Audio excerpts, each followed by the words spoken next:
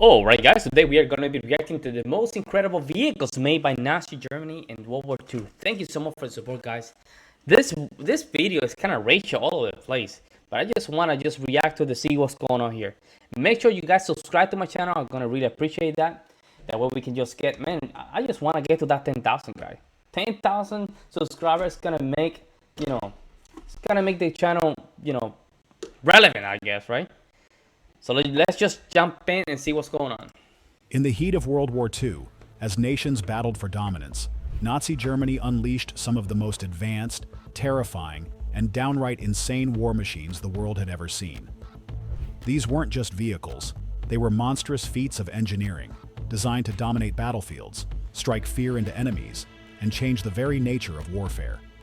Some of these machines were so ahead of their time that they influenced modern military technology decades later. From the unstoppable Tiger tanks to the game-changing jet aircraft and even missiles that rained destruction from the sky, here are 15 of the most insane, lethal, and groundbreaking war machines developed by Nazi Germany during World War II. 15. Tiger I tank. Tiger I, that's the big one. The battlefield. That's the big tank, right? I think it's like yellowish color, cream color. If there was one tank that defined fear on the battlefield, it was the Tiger I. This behemoth of steel, weighing a staggering 57 tons, wasn't just another tank. It was an unstoppable force that Allied soldiers dreaded facing. Armed with the legendary 88mm KWK-36 gun, the Tiger could punch through enemy tanks like a hot knife through butter, often destroying targets before they even got close enough to return fire. But it wasn't just its firepower that made it a nightmare. The Tiger was built like a rolling fortress, with thick frontal armor that could shrug off most enemy shells. Soviet T-34s, obliterated. Shermans, laughable. Even the mighty IS-2 struggled to penetrate its defenses. The moment a Tiger rumbled onto the battlefield, it became the center of attention, forcing enemies to throw everything they had just to take it down. However, power came at a cost. The Tiger was slow, mechanically unreliable, and guzzled fuel like there was no tomorrow. Many Tigers were lost not to enemy fire, but to breakdowns and lack of spare parts. But when it worked, it was a monster. A well-placed Tiger could hold off entire enemy advances, and in the hands of legendary tank commanders like Michael Wittmann, it became an unstoppable juggernaut that could take on dozens of enemy tanks and win. 14. Tiger II or King Tiger, the ultimate battlefield titan. If the Tiger I was terrifying, its successor, the Tiger II, was pure nightmare fuel. Nicknamed the King Tiger, this was the heaviest tank of the war, a nearly indestructible killing machine that took everthing great about the Tiger I. Such gorgeous design, very minimalist, right? Very odd to the Russian and the American. Cranked it up to 11. With 150 millimeters of sloped frontal armor, the King Tiger was nearly invincible from the front, making it one of the hardest targets to destroy. And then came its main weapon, the 88mm KWK-43 gun, an absolute beast that could penetrate almost any enemy armor from distances that seemed downright unfair. Shermans, one-shot kills. Is-2s, blown apart before even getting close. The Allies had to come up with creative ways to take them down. Airstrikes, artillery, and sometimes even just praying they would break down. And that was the problem. The King Tiger was too advanced for its own good. It was incredibly slow, mechanically fragile, and required an insane amount of fuel and maintenance. Many were abandoned by their own crews when they ran out of gas or broke down in the middle of a retreat. But when it was operational, it was nothing short of unstoppable. This was the pinnacle of German tank design, a rolling fortress that could obliterate enemies with ease. But in the end, the King Tiger was simply too big, too expensive, and too late to make a difference in the war's outcome. Still, its design influenced post-war tanks for decades, proving that sometimes even monsters can leave a lasting legacy. 13. Panther tank, the perfect balance of power. While the Tigers were the undisputed kings of heavy tanks, they were far from perfect. But they're still using the Panther. I mean, the design of it, or the influence of it. So this one has not gone anywhere. Germany needed something faster, cheaper, and just as deadly. And thus, the Panther was born. Yeah. The Panther was a beautiful killing machine, blending mobility, firepower, and protection into one deadly package. Armed with the 75mm WW2 gun, it could pierce through almost any enemy armor with precision. Unlike the Tigers, the Panther had angled armor, giving it extra protection without needing insanely thick steel. It was also surprisingly fast, able to outmaneuver many of its rivals while still delivering devastating firepower. On the battlefield, the Panther was a terror to Allied forces. It was built specifically to counter the Soviet T-34, and it did its job spectacularly well. Its gun could take out most tanks before they could even react, and its armor was strong enough to withstand a beating. But like most German tanks, it had one major flaw: mechanical reliability. Man, how is it suffered from frequent... How is it that German, the land of engineers, their tanks will have so much problem with this, like malfunctioning? I will see that from for the Soviets, right? But not for the Germans. Breakdowns, especially in harsh conditions. Despite this, the Panther is often considered one of the best tanks of World War II. What? It struck a balance that few tanks could match, and its design heavily influenced post-war tanks, including the legendary Leopard 1.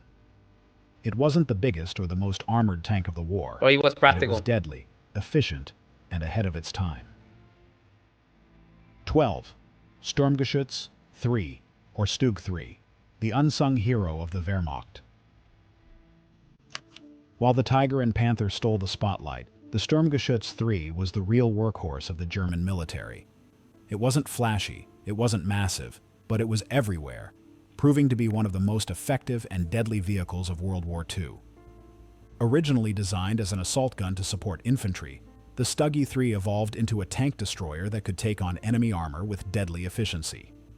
Armed with a 75mm Stug-Kfz gun, it was low to the ground, hard to hit, and incredibly cheap to produce, a crucial factor in a war where resources were dwindling. What made the Stug III so lethal was its ambush tactics. Unlike heavy tanks that needed open battlefields, Stugs could hide in forests, behind buildings, or on hills, waiting for enemy tanks to roll into their kill zones.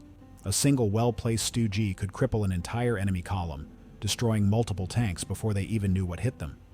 Despite being not as glamorous as the Tiger or Panther, the Stug III was one of the most successful armored vehicles of the war, credited with thousands of tank kills. It was cheap, effective, and deadly, proving that sometimes the unsung heroes are the ones that truly make history. 11. Yeah, I love these. I love these guys. ME-262, the jet that could have changed the war. And I'm so curious about the jet, man. Why did Germany didn't use the jet early? I'm not saying it was a good thing. I'm just wondering why. Imagine this. You're an Allied pilot, cruising at top speed in your P-51 Mustang, scanning the skies for enemies. Suddenly, a silvery blur streaks past you at unbelievable speed, its twin engines roaring like a beast from the future. Before you even react, it's already behind you, guns blazing. That was the Messerschmitt ME-262, the world's first operational jet fighter, and it was decades ahead of its time. The ME-262 wasn't just fast, it was a revolution in air combat. Oh, they're still using it now. While Allied propeller-driven planes maxed out at around 400 miles per hour, this jet could hit 540 miles per hour. Yeah, making 540 miles per hour, that thing is still going to look fast as hell. Wow. It untouchable in dogfights. Armed with 430mm Mk-108 cannons, it could shred bombers in seconds, turning entire B-17 formations into flaming wreckage before vanishing into the sky. But here's the twist. The ME-262 came too late. Plagued by Hitler's bad decisions, production delays, and fuel shortages, this futuristic war machine never reached the numbers needed to turn the tide of war.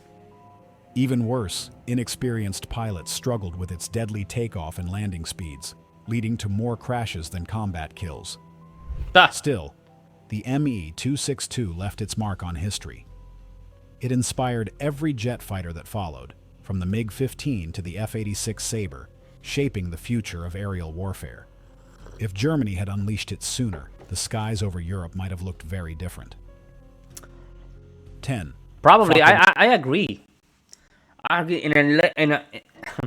When it comes down to like technology, man, if they managed to start this early, if Germany started this earlier, even before, invading Poland, maybe you will probably have a chance to not, I don't know, win the war, but something, I don't know. Wolf FW-190, the butcher bird that ruled the skies. Meet the Focke-Wulf FW-190, the fighter that terrified Allied pilots and gave the Luftwaffe an ace up its sleeve. Nicknamed the Butcher Bird, this aircraft was fast, powerful, and incredibly deadly, making it one of the best fighters of World War II. Unlike the sleek Messerschmitt Bf-109, the FW-190 was a bruiser. It had a rugged airframe, a powerful BMW 801 radial engine, and an impressive weapons loadout, including 420mm cannons and 2 machine guns. It could rip through Allied fighters, decimate bombers, and even take on tanks in ground attack roles. When the FW-190 first appeared in 1941, it completely outclassed everything the British Royal Air Force had. Spitfires? Hopelessly outmatched. Hurricanes? Flying coffins. The Allies were so desperate to counter it that they rushed to upgrade the Spitfire just to stand a chance. But what truly made the FW-190 dangerous was its versatility. It wasn't just a fighter. It became a fighter-bomber, ground attack aircraft, and night fighter, proving itself on every front. Even when the Allies gained air superiority, the Butcher Bird refused to go down without a fight. If the Luftwaffe had more of these in the final years of the war, the air battles over Europe could have been a very different story. 9. You guys think so? Messerschmitt Bf-109, the backbone of the Luftwaffe. If there was one aircraft that defined the Luftwaffe, it was the Messerschmitt Bf-109. That's a beautiful design.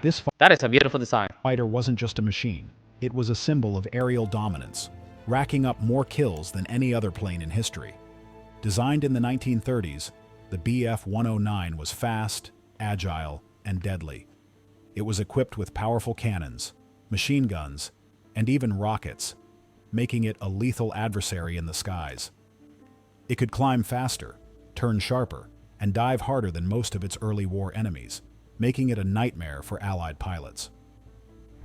During the Battle of Britain, the Bf-109 wreaked havoc on RAF fighters, forcing British pilots to fight for their lives.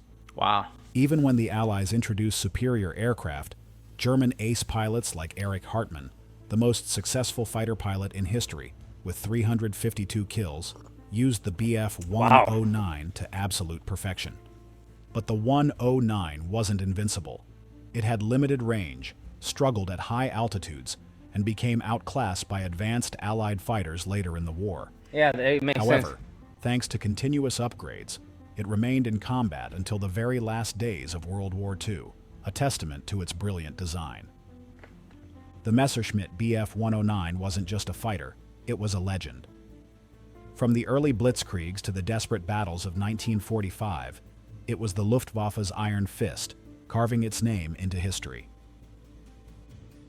8. The Nazi Doomsphere, a lost war machine or pure myth. Okay, this is the thumbnail. For today's subscribers' pick, prototype lost to time. This incredible orb-like war machine, rusting away in the depths of history, looks like it was ripped straight from a mad scientist's sketchbook. What the hell is this? Was it an experimental war car designed for extreme armor protection? A rolling bomb meant for devastating last-ditch attacks? Or could it be linked to the wildest conspiracy theories? A vehicle built for a secret escape plan. No official records exist, no blueprints have surfaced, and yet, here it is.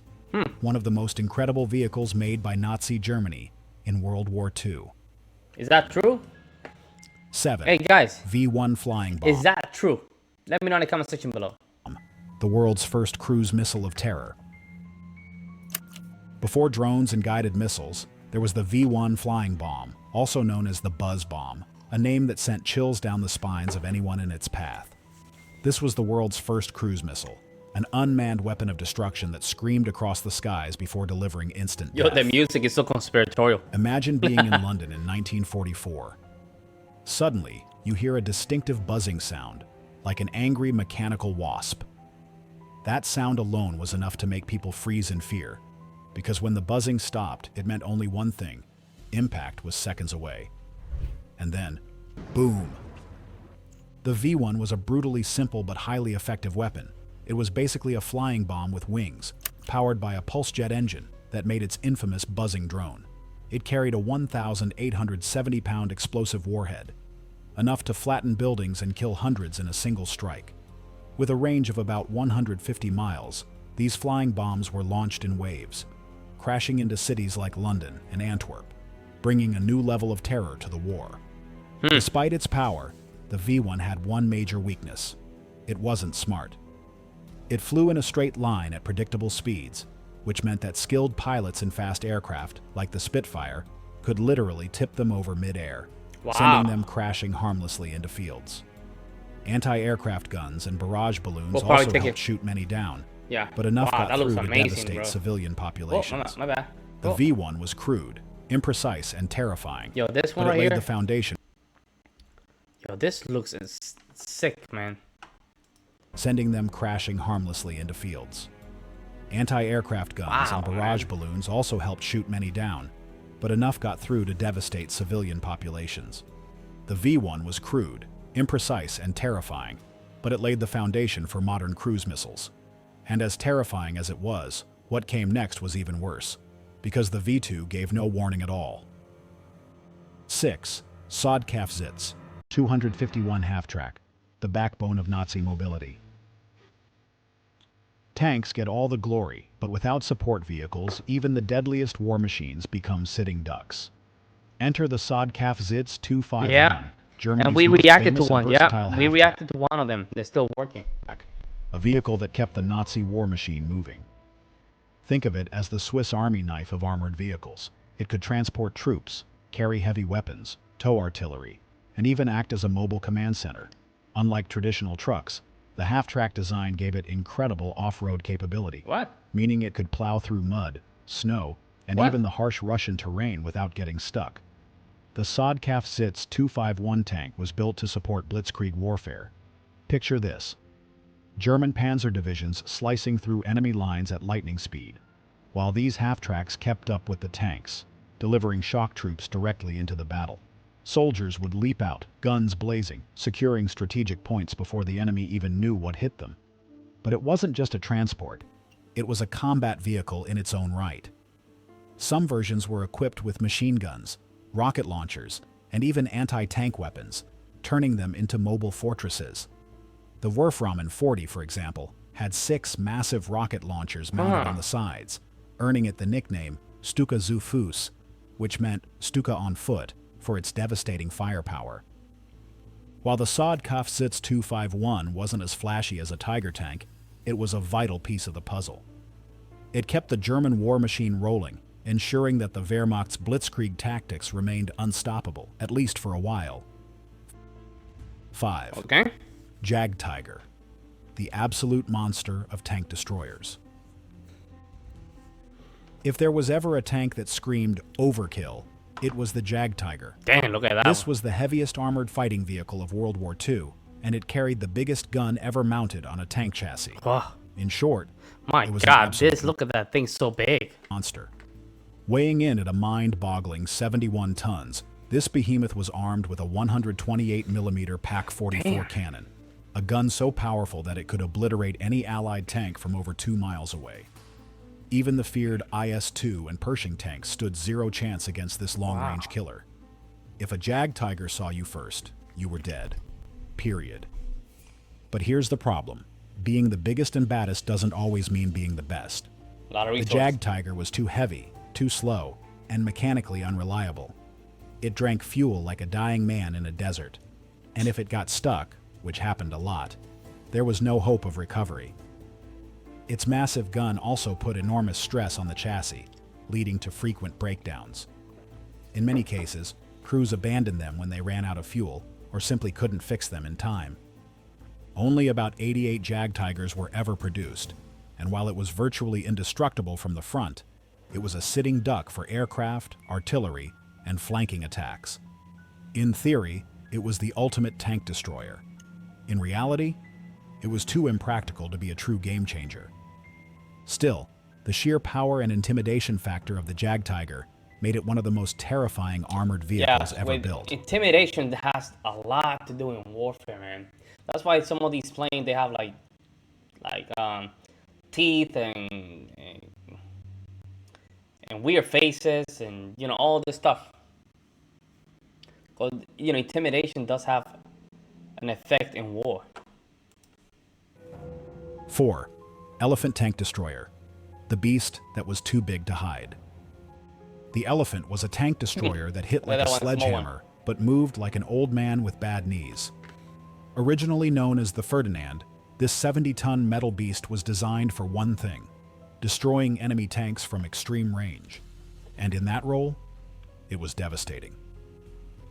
Armed with a deadly 88mm PaK-43 gun, the Elefant could annihilate anything the Allies threw at it, including the heavily armored Soviet KV-1 and IS-2 tanks.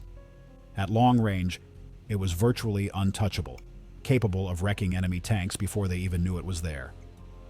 But here's where things fell apart. The Elefant had no machine guns, meaning that if infantry got close, its crew was completely defenseless. It was also slow, cumbersome, and prone to breaking down. Many were lost not in battle, but because they simply couldn't retreat fast enough when things went south. One of its worst moments came at Kursk, where it was deployed in massive numbers. While its long-range firepower was unmatched, Soviet forces outmaneuvered it, attacking it with infantry, artillery, and anti-tank. Oh, what happened? Oh, it finished here. Damn, man. Damn, it finished. It's an incomplete, I guess, incomplete video.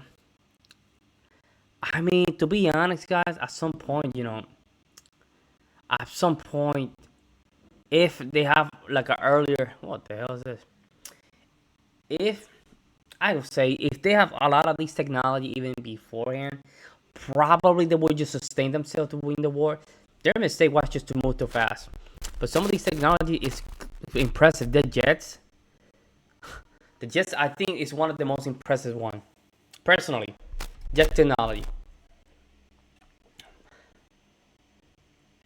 Very impressive. Very impressive. The other one was manpower.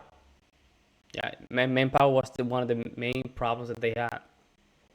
That at the end of the day, you needed at least 5 more million Germans.